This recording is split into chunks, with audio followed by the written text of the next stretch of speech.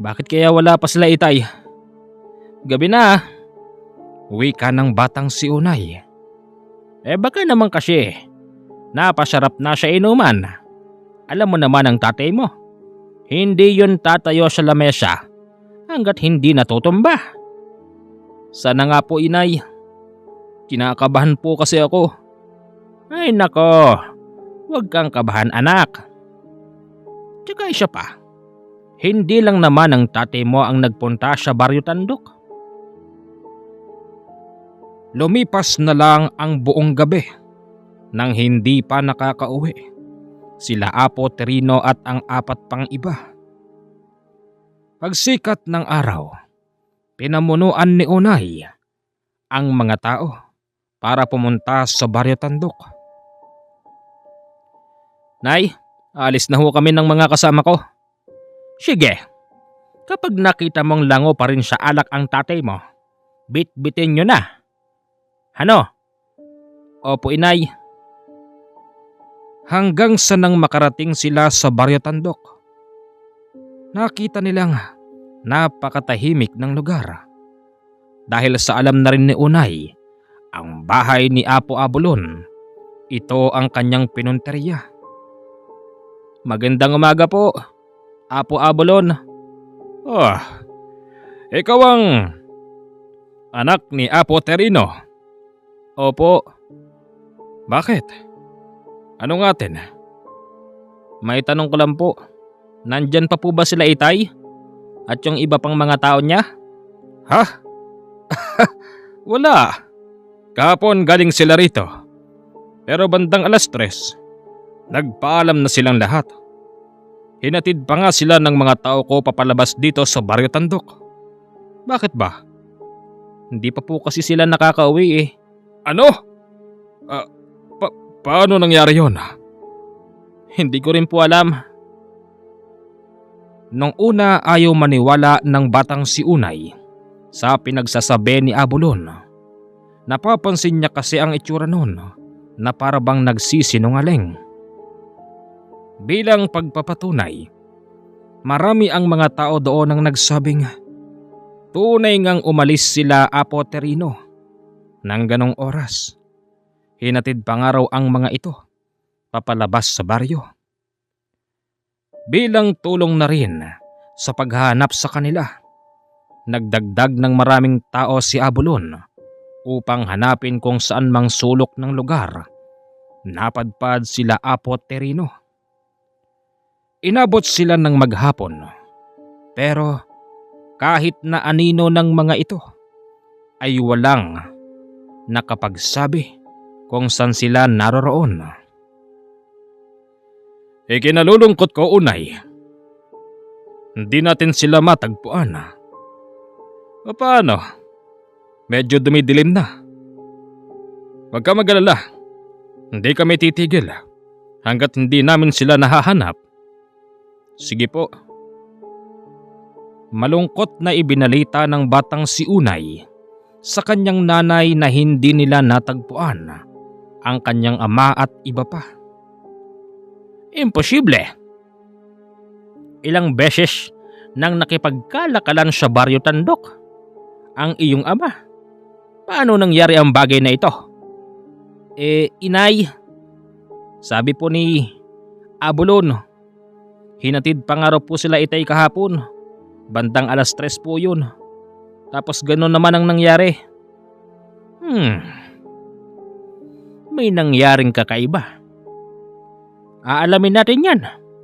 Tsaka isa pa, naniniwala ako anak na ang tatay mo, ito yung klase ng taong hindi magpapahuli ng buhay.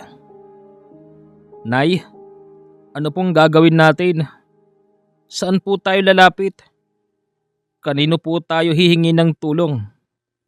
Lalapitan ko ang aking pamangkin.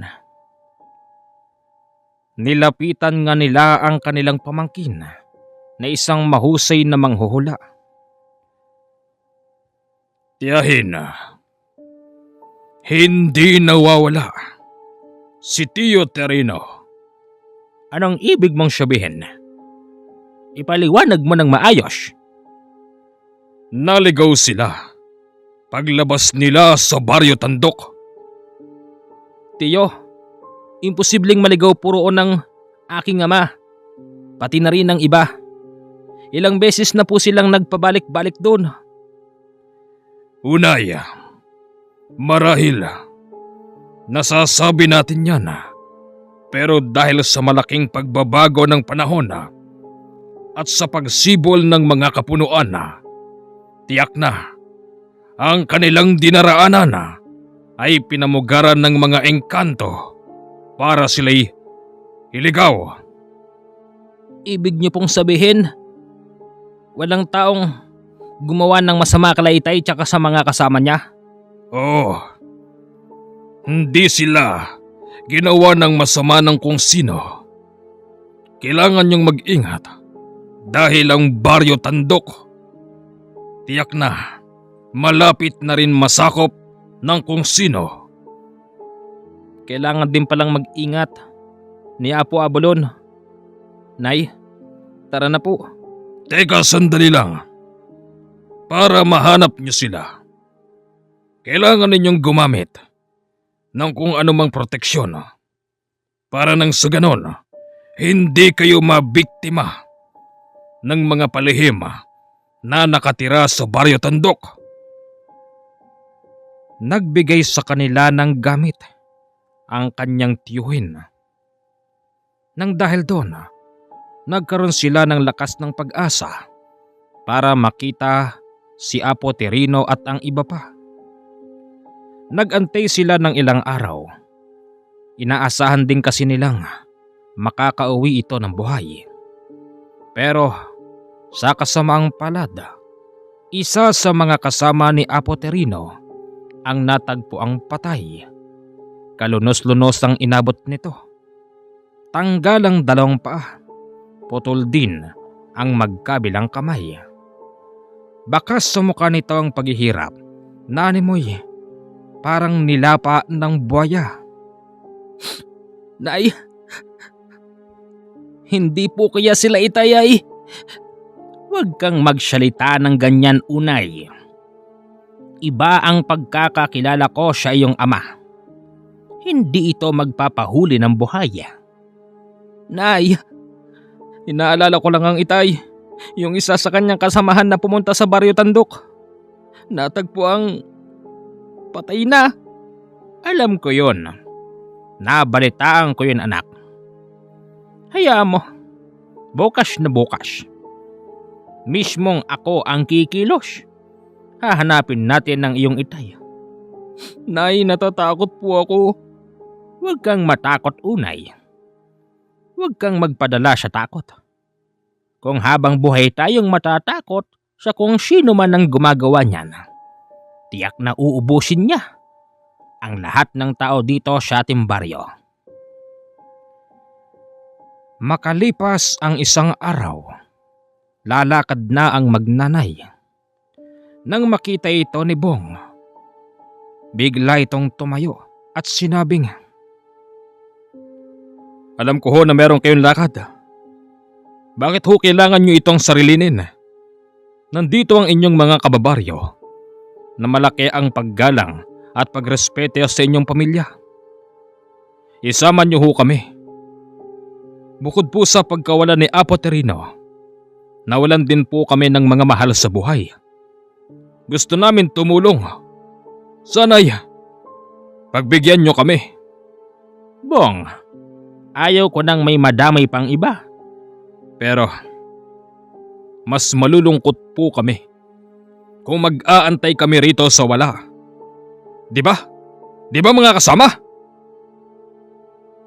Dahil sa umayon ang mga kasama ni Bong, lahat sila ay sumama rin.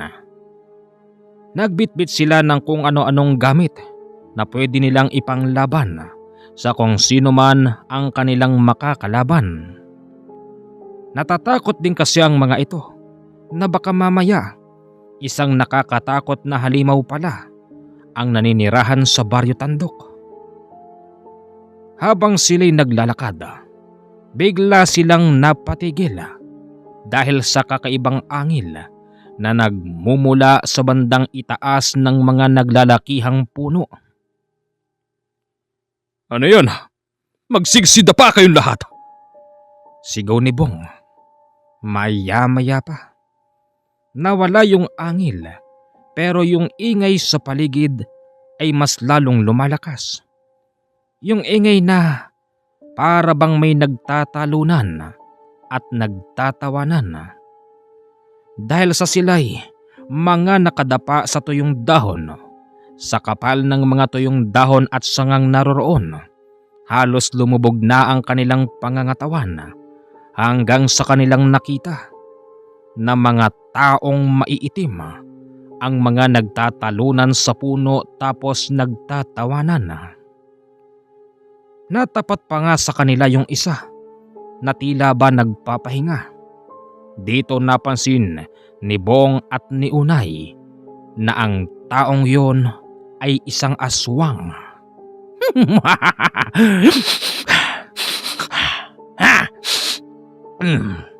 Nawala yung pagkain. Nandito lang kanina yon. Imposibleng napakabilis naman nilang nakalayo sa lugar na ito. Sige, madali kayo. Mabilis na nagsigsitalunan sa puno ang mga lalaking nakahubad. Nang makalayo ang mga ito, dito pa lang sila naglitawan. Kapansin-pansin ang takot sa kanilang sarili. Maging ang nanay ni Unay ay nanginginig sa takot. Sinabi pa nito na mukhang ang mga taong yun ang siyang dahilan ng pagkawala ni Apo Terino at ng iba pa. Nang makumpirma nila ito, agad silang nagtatakbo papunta sa mismong bahay ni Apo Abulon. Ano? Ibig niyong sabihin, aswang? Nakakita kayo ng aswang? Opo. Hindi po kami makapaniwala na meron ho palang aswang dito sa inyong nasasakupan. Imposible yon. Matagal na panahon nang inubos namin ang mga aswang dito. Huwag sabihin, nagsigsibalik na sila rito nang hindi namin namamalayan. Pero kung ganun pa man, na magkatotoo ang lahat ng yan, tiyak na kami rito sa Baryo Tandok ang unang uubusin ng mga aswang na yan. Hindi maaari. Hindi ako makapapayag. Magugutom ang aking mga tao dito sa Baryo Tandok. Hindi ako makapapayag. Huwag ka mag-alala, iho. Pinapangako ko sa inyong lahat. Nakikilos ang Baryo Tandok para patayin ang mga dayuhang aswang na yan. Salamat naman po kung ganun. Para makasigurado sa kanilang kaligtasan, hinatid sila ng mga ito hanggang sa paglabas ng Baryo Tandok. Natakot sila pag-alis ng mga tauhan ni Apo Abulon, dahilan kung bakit sila mabilis na nagtatatakbo. Sa bilis ng kanilang pagtakbo, mabilis ding napagod ang nanay ni Unay. Nang mapansin niya itong nahuhuli, agad na binalikan ni Unay ang kanyang nanay. Kaya lang may dumagit dito na napakabilis. Sa bilis ng kaganapan, hindi mo alam kung ano ang dumagit sa kanyang ina. Tanging sigaw na lang ang nagawa ng batang si Unay. At nang marinig ito nila Bong, mabilis silang bumalik. Inabutan nila si Unay na naglulupasay. Unay, bakit? Nanay! Tinanginong Nang ano? Anong nakita mo? Sabihin mo sa amin. Hindi ko alam. Basta ang bilis. Nagbula siya sa itaas. Nang laki ang mga mata ni Bong nang sabihin ito ng batang si Unay. Dahil sa nangyari na yon, wala silang magagawa kung hindi bumalik na lang sa kanilang baryo at saka na lang pag-usapan ang susunod na hakbang. Wala na ako, nanay. Wala na rin, tatay. Bong, tulungan mo naman ako. Sabihin mo sa mga kababaryo natin, hanapin natin sila. Alam mo, Unay, labis ako nagtataka. Parang pakawari ko. Hindi nagsasabi ng totoo yung Abulon na yon. Tsaka diba, siya ang apo sa lugar na yon. Imposibleng hindi niya alam ang nangyayari sa Baryo Tandok. Totoo yan. Nagdududa rin talaga ako eh. Unay, pakiusap. Tibayan mo ang loob mo. Huwag kang paiyak-iyak sa harapan ko. Hindi tayo makapagpaplano ng maayos kung puro ka paiyak-iyak. Pasensya ka na, Bong. Lapitan natin ng iyong tiyuhin. Humingi tayo ng tulong. Sige. Pagbalik nila sa bahay ng kanyang tiyuhin, dito niya kinumpirma na mga aswang ang dumagit sa kanyang ina, maging sa kanyang ama at sa iba pa. Ang hindi nga lang nito masagot kung sangkot ba rito si Apo Abulon. Wala raw kasi itong nakikitang kakaiba. Tiyo! Bakit hindi mo sabihin kung sangkot dito si Apo Abulon? Sabihin mo sa akin! Teka lang. Unay, wag mo namang kwelyuhan ng iyong tiyuhin. Tayo ang humihingi ng tulong. Kailangan nating magpakita ng respeto. Bong, hindi na kasi talaga ako makatiis eh. Naiintindihan ko ang lungkot at galit mo, Unay. Pero yun lang talaga ang nalalaman ko. Nasaan ang mga binigay ko sa inyong gamit? Ha? Tiyo, hindi na po namin alam. Malaking problema talaga ang lihim ng Baryo Tandok. Natitiyak ko na hindi lang mga tao dito ang kanilang peperwisyuhin kung saan saang baryo sila maghahanap ng makakain.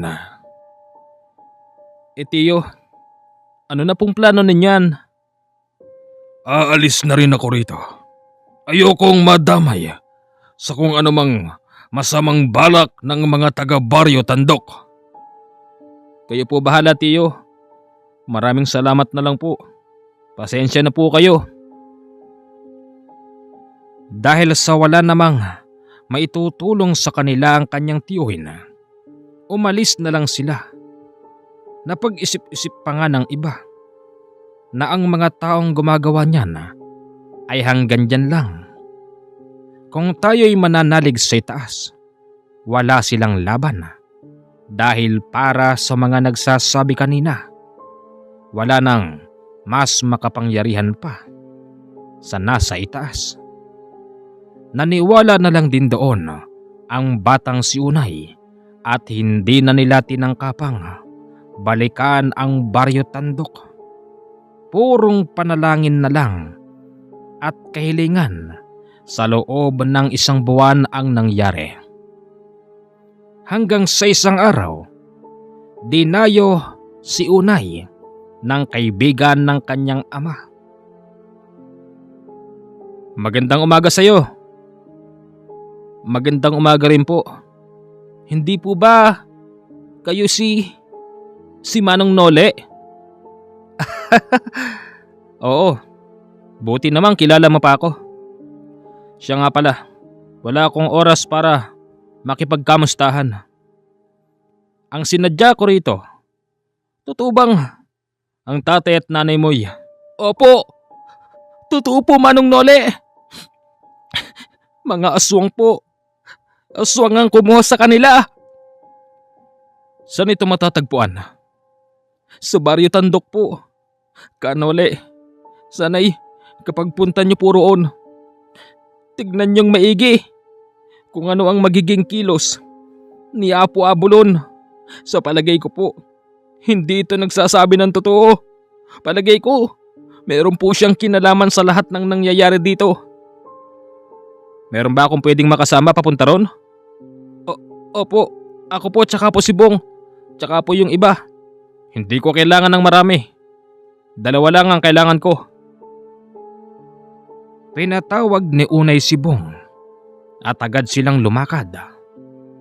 Habang binabaybay nila ang salupungan papunta sa Baryo Tandok, naramdaman na ni Kanole yung mga nakamasid. Hanggang sa sinabi niya kay Unay at kay Bong na kailangan nilang bantayan ang kanilang sarili dahil anumang oras may dadamba sa kanila na maaaring manggagaling sa kanan, sa kaliwa, sa harapan, sa likod at sa likuran. Dagdag pa ni Kanole na huwag nilang kakalimutan na meron din sa itaas. Patuloy pa rin ang kanilang paglalakbay hanggang sa nakarating sila ng maayos sa bahay ni Apo Abulon. Hoy! May mga bisita. Pasok! Magandang araw sa'yo. Kung hindi ako nagkakamali, ikaw si Abulon. Liliwanagin ko lang. Apo Abulon. Yan ang tawag sa akin. Apo? At paano ka naging apo? Teka nga, masyado kang madaldal. At base sa binibitiwan mong salita, mukhang hindi mo na ako nirerespeto. Respeto? At bakit kita rerespetuhin? Baka nakakalimutan mo. Nandito ka sa aking baryo. Lahat ng mga nakikita mong nakatira dito nagbibigay sa akin ng respeto. Pero ikaw, wala kang respeto. O sige, palalampasin ko ang pinagsasasabi mo. Ngayon, sagutin mo ko. Anong sadya mo rito sa Baryo Tandok? Tatapatin na kita. Ilabas mo ang mga taong nawawala. Hoy, kung magsalita ka para bang pinupunto mong ako ang may kagagawan kung bakit nawala ang mga taong yon. Nakuha mo punto ko. Oo, pinupunto kita na ikaw ang may gawa nun. Imposibleng wala kang alam. Ikaw ang kinikilalang apo rito, di ba? Tapos sasabihin mong hindi mo alam kung bakit nawala yung ibang mga tao rito. Meron ba silang ginawang masama sa'yo? Di ba? Nagpapalitan kayo ng kalakal. Maayos naman sila. Pero bakit kailangan mong gawin yun? Teka sandali nga. Masyado kang mayabang. Ha? Nandito ka sa baryo ko. At isa pa, wala ka namang ebidensya. Hindi ko man nakita, Abulon, nang harap-harapan. Pero nakita ko sa iyong isipan. Bibigyan kita ng partida. Kailangan, bukas na bukas, lahat ng mga taong kinuha mo ay makabalik ng buhay sa aming baryo. Dahil kapag hindi mo sila ibinalik, ako ang babalik sa iyo. At tatapusin kita, Abulon. Tandaan mo yan. Hindi ka pwedeng maglihim sa akin. Alam ko kung sino ka. Walang nagawa si Apo Abulon nang sabihin yon ni Kanole. At paglayo nila, dito sinabi ni Kanole kay Unay at kay Bong kung sino ba talaga si Apo Abulon. Masakit mang sabihin pero si Apo Abulon ay isang mataas na uri ng bangkilan at ang mga nakapaligid sa kanya ay purong mga gabunan. At ang mas nakakatakot pa roon, yung mga karne na ipinalit sa kanilang bigas, hindi karne ng mga hayop sa kagubatan, bagkus may kasamang karne ng tao. Masuka-suka si Bong at ang batang si Unay sa mga sinabi ni Kanole. Ibig sabihin, nakakain na rin sila ng karne ng tao. Paano nga? Tsaka, bakit niya ginagawa yun? Manong Nole, para saan ang lahat ng yun? Merong masamang plano. si Abulon sa inyong baryo. Gusto niyang ubusin ang lahat ng tao sa inyo para nang sa ganun, masakop niya ito ng walang kahirap-hirap. Oo, hindi purong karne ng hayop ng kagubatan ang ipinapalit niya sa inyong bigas. May halong karne ng tao yun at merong orasyon para gawin kayong mga aswang.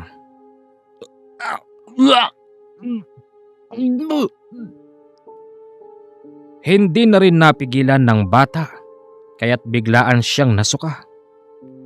Pagkatapos noon, nagpatuloy sila sa paglalakad hanggang sa naramdaman na naman ni Canole na mayroong maingat na tumatalon sa mga puno para sila'y dagitin.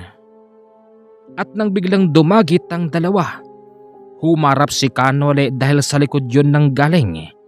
Maniwala kayo o hindi, inabot niya ang magkabilang leeg ng dalawang yon at mabilis na pinag-umpog. Hindi pa siya nakontento. Matapos niyang pag-umpugin ng dalawa, hinawakan niya ang mga paanon at ilang beses na hinampas sa lupa. Dahilan kung bakit sumirit ang dugo ng dalawang aswang. Bantayan niyo mga sarili niyo. Marami pa sila. Binigyan ni Canole ng tigisang punyal si Bong at si Unay. Maya-maya pa'y nariyan na nga. Hindi mabilang sa daliri ang dami ng mga dumamba sa kanila. Ipinagtaka ng dalawa kung bakit parang kusa yatang kumikilos ang punyal na pinahiram sa kanila. Kahit kasi hindi sila humalipaw, kusang gumagalaw yon at humahalipaw sa mga dumadamba sa kanila. Nang dahil sa lakas ng puwersa noon, napapasunod din ang kanilang braso at katawan. Dahilan kung bakit natuwa yung dalawa at sinabing, mukhang isa itong magandang laro. Ang sarap nyo palang kalaro. Unay, diyan ka. Dito ako. Sige Bong. Napatumba ni Unay at ni Bong ang apat sa mga ito nang walang kahirap-hirap. Maya-maya pa nag-alisan ang mga lalaki. Iba naman ang pumalit. Tignan nyo! Tignan nyo! May itinuturo si Canole sa bandang mataas na bahagi na puno. Meron kasing napakalaking paniki doon na kung ikukumpara natin sa mga ibon, di hamak ang laki noon. Ano yan? Paniki ba yan? Natakot sila sa kanilang nakita. Ayon kasi kay Canole, ito ang pinakakakaiba sa mga yon. Bagamat kaya niya itong labanan, pero sumama na lang siya sa pagtakbo. Kailangan niya kasing bantayan yung dalawa at hindi maaring mapalayo ito sa kanya. Dahil anumang oras, tiyak na madadagit ng napakalaking paniki ang dalawang kasama niyang nagtatatakbo. Pagdating sa kanilang bahay, dito ay nagplano sila ng mahusay. Makinig kayong dalawa. Sa lakad natin sa susunod na araw, dapat walang makaalam. Sa oras na malaman ito ng iba, natitiyak kong magpupumilit din silang sumama. Yun ang iniiwasan ko dahil mas lalong dadami ang mamamatay.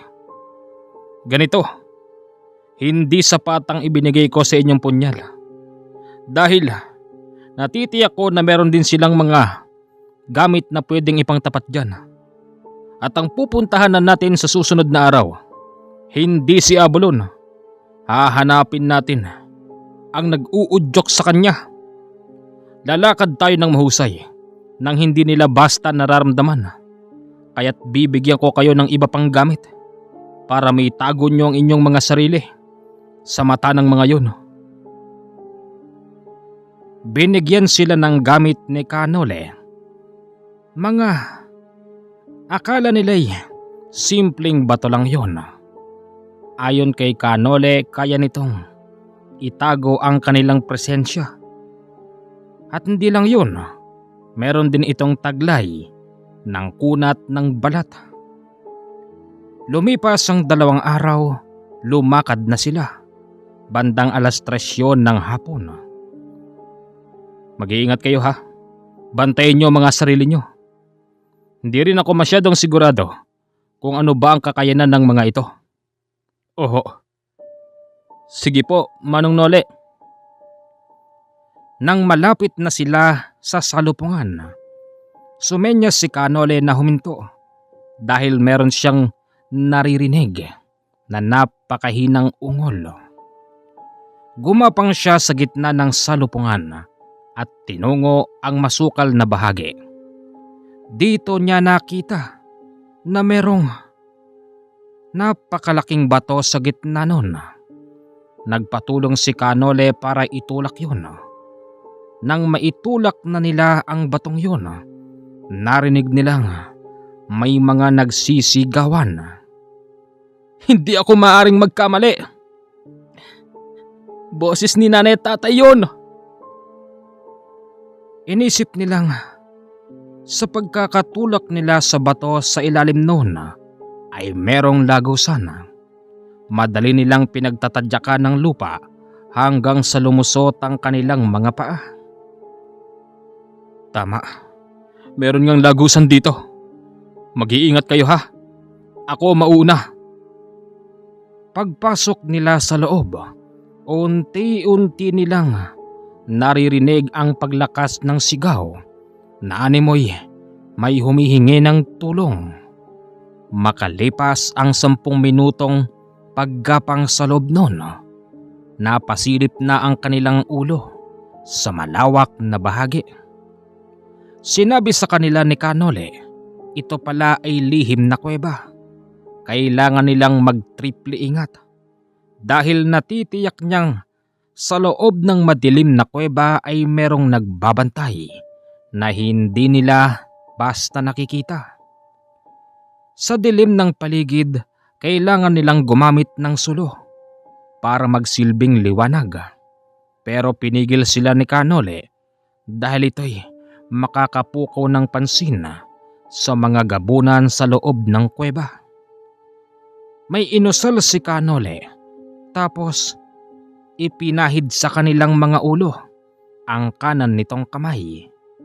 Maniwala kayo o hindi, bahagyang nakakita sa dilim ang 2 lalaki. Imposible to. Paano ko nakakakita sa dilim? Wika ni Bong. Oo nga, nakikita ko na sila. Shh. Tignan nyo yung nasa bandang kanan. May nakaupo. Sa palagay ko, ito ang naatasang magbantay dito. Ikilos ako at kapag nakita nyong napatumba ko yun, tumakbo kayo agad ha? Opo.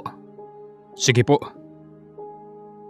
Nang mapatumba ni Kanole ang nakaupo sa bato, mabilis na tumakbo yung 2. Naglingid sila sa bandang kaliwa at pagsilip nila'y dito nila nakita yung kakaibang tao na nakatayo sa harap ng mga taong nakaluhod.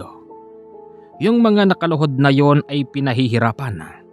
Hinahampas sila ng kahoy. Lahat sila ay kapwa nakahubad. At nakita din nilang yung tatay at nanay ni Unay ay naroroon. Parehas na duguan ng mga ito. At parabang tatakasan na ng sarili nilang buhay. Pigilan mo sarili mo. Huwag kang magpapadala sa galit mo. Baka hindi kita mabantayan. Mapano ka? Opo. Nakita ni Kanole si Abulon na lumapit sa isang kakaibang lalaki na nasa harapan ng mga taong nakaluhod. Tila ba meron itong ibinubulong sa kakaibang lalaki na nakatayo hanggang sa itinuro ng lalaki na yun ang kanilang pwestong pinagtataguan. Anong gagawin natin? Alam na nilang nandito tayo. Huwag ka matakot. Ayos lang yan. Matapang na lumabas ang tatlo sa kanilang pinagtataguan. Magkakahawak pa sila nang lumapit sa mga ito. Hindi na ako magtataka. Napupunta kayo rito. Kaya lang, diyan kayo nang galing sa likod. At paano nangyari yon, Abulon? Merong bang lihim na daanan sa likod? Hindi ko ho alam. Wala akong alam na meron palang daan sa likod na yan. Nagalit pa nga ang kakaibang lalaki kay Abulon, dahilan kung bakit siya ang hinampas nito. Wag na kayo mag-away pa. Ibigay nyo na lang sa amin ang mga tao na ito para wala nang masaktan. Natawa ang lalaki na yon at sinabihan pa si Canole na parabang general kung mag-utos. Ganon? General ba kamo? Oo, sabihin na natin ganun. May karapatan ako mag-utos kapalit ng inyong mga buhay. Nakakatakot man kayong tignan, pero sa loob-loob ko, wala kayong laban. Sige, bibigyan ko kayo ng partida. Pababayaan ko ang dalawa kong kasama na lumaban sa inyong dalawa. At kapag natalo nila kayo, ito na ang katapusan ng lihim ng Baryo Tandok. Abulon! Sabi ko na nga ba, ikaw ang gumawa ng hindi maganda sa mga magulang ko. Anak! Umalis na kayo rito. Umalis kayo sa lugar na ito.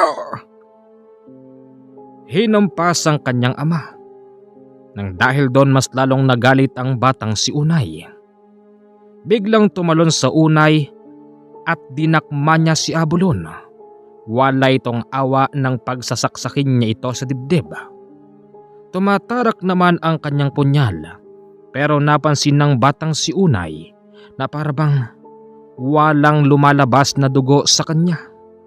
Natawa na lang si Abulon pagkatapos nito. Magaling! Oo, pinabayaan kong saksakin mo ko. Pero hindi naman ibig sabihin noon ay kaya mo na ako, bata. Ano, tapos ka na ba? Biglang sumugod si Abulon kay Unay at kay Bong. Mabilis silang napabagsak nito at nasakal pa si Bong at mabilis siyang hinagis. Ikaw naman, bata, masyado kang kampante sa sarili mo. Lumayo ka sa akin. Natatakot ako sa'yo. Takot ka naman pala eh. At sinong pinagmamalaki mo? Ito? Ito ba? Huwag kang masyadong kampante, Abulon. Nandirito pa ako at nakatayo. Akmang susuntukin ni Abulon ang batang si Unay nang unahan siya ng bata. Walang awa ang batang yun nang pagtatadyakan ng maseselang bahagi ng katawan ni Abulon. Sinaksak din ng bata ang leeg nito papunta sa ibaba. Kaya lang wala talagang talaba. Tama na yan. Huwag ka nang lumaban pa, Unay. Walang mangyayari. Hindi napansin ni Canole ang mabilis na pagsugod ni Abulon sa bata. Dinamba niya ito kaya't nabagok ang ulo ng bata sa malaking bato. Maya-maya pa si Bong, sumusugod din ito at sinaksak niya sa muka si Abulon. Nabitawan ni Bong ang punyal habang nakasaksak ito sa muka ni Abulon, pero walang kahirap-hirap nang tanggalin niya ito sa kanyang muka.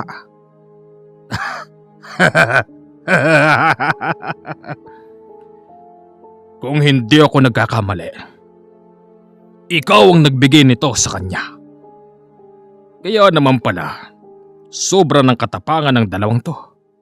At sino ka naman para labanan kami? Una sa lahat, wala akong nararamdaman na kakaiba sa'yo. Ganun ba? Kailangan ko pa bang magpakilala? O sige. Ikinagagalak kitang makilala, Abulon. Sa ikalawang pagkakataon, nais kong sabihin sa iyo na ako si Nole. Kanole kung tawagin. O di kaya na may Nolesto. Nang laki ang mga mata ni Abulon nang tumingin sa kakaibang lalaki. Nanimoy, meron itong ibig sabihin. Yung kakaibang lalaking nagpapahirap sa mga taong nakaluhod sa kanyang harapan, mabilis na tumakas. Agad itong pumunta sa mga lagusan para makatakas sa lugar na yun. O ano, Abulon? Yung sinasamba mo, tinakasan ka. Paano ka na ngayon?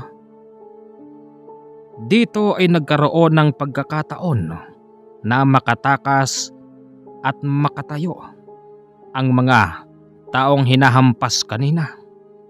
Mabilis nilang kinalaga ng kanilang sarili at walang awang sinugod si Abulon. Pinigil naman sila ni Kanole, pero nang dahil sa dami ng kanilang bilang, may mga nakakalusot.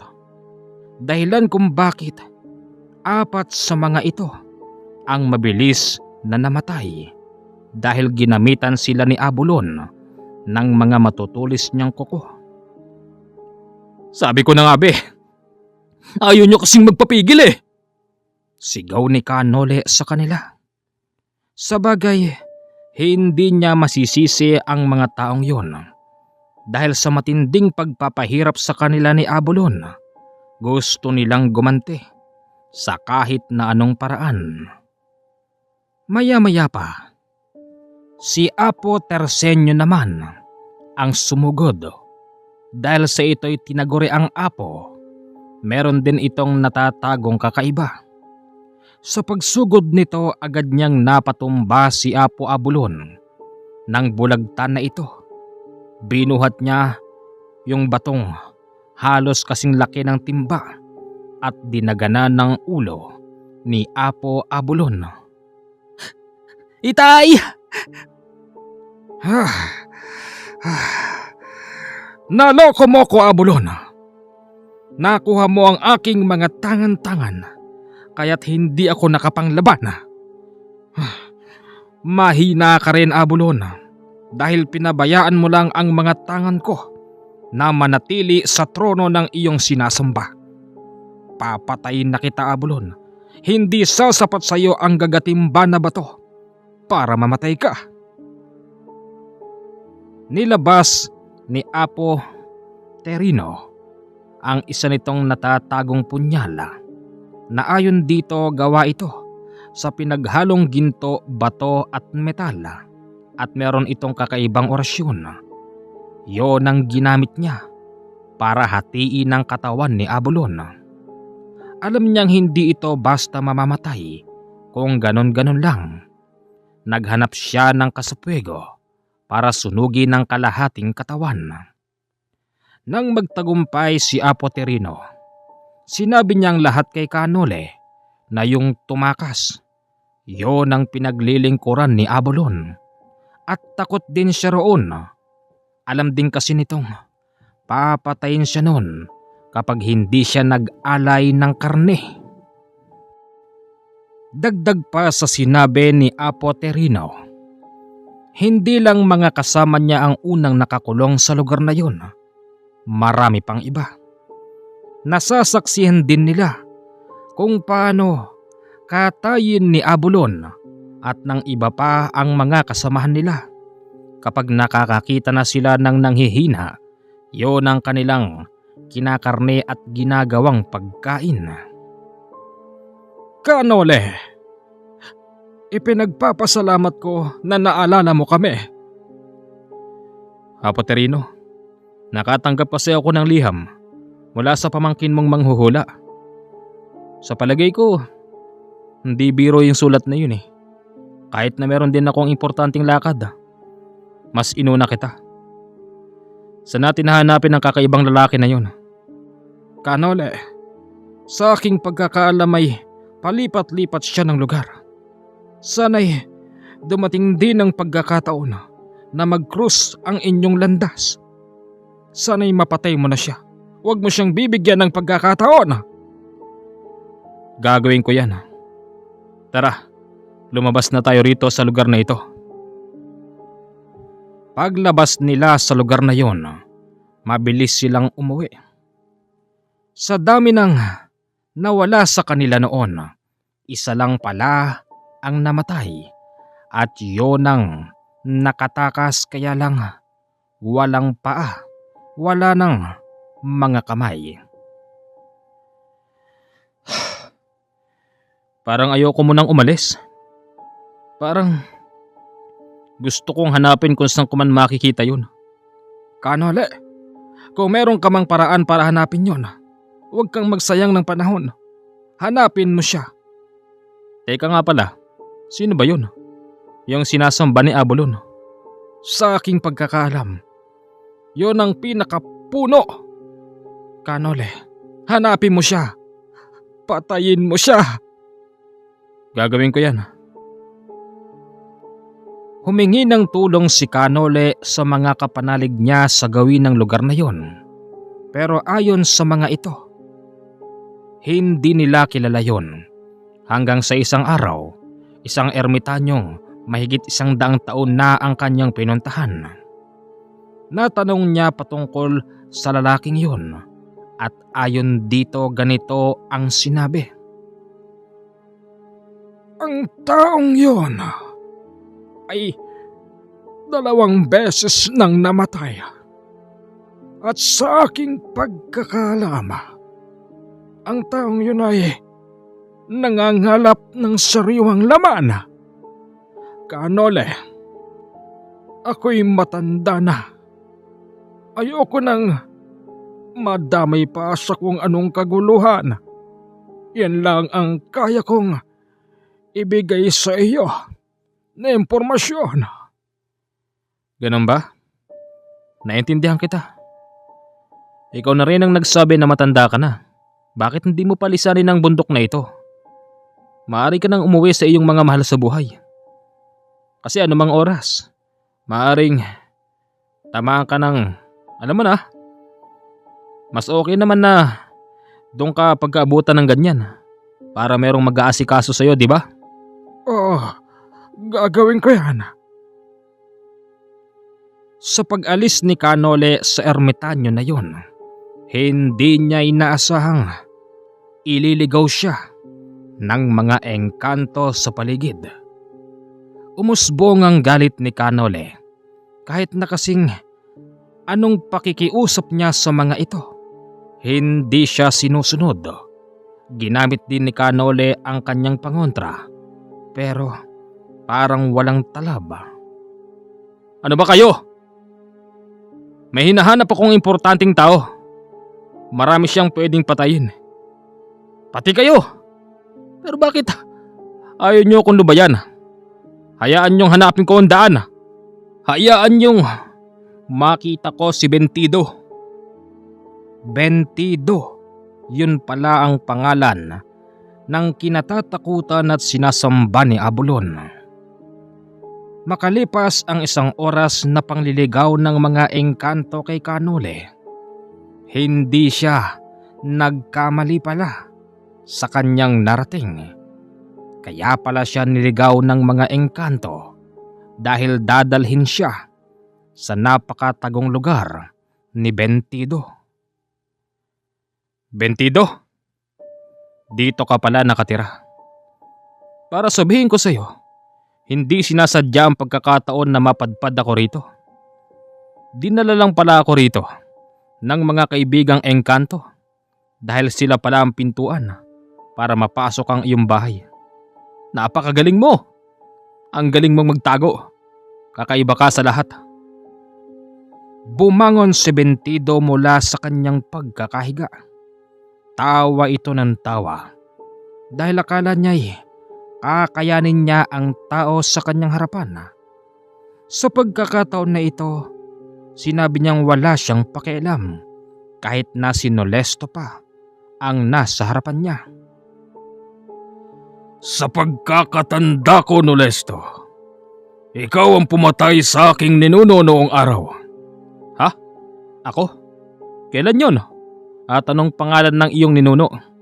Hindi na yan importante sa ngayon. Hindi ako natatakot sa iyo. Dahil naririto ka sa aking mundo.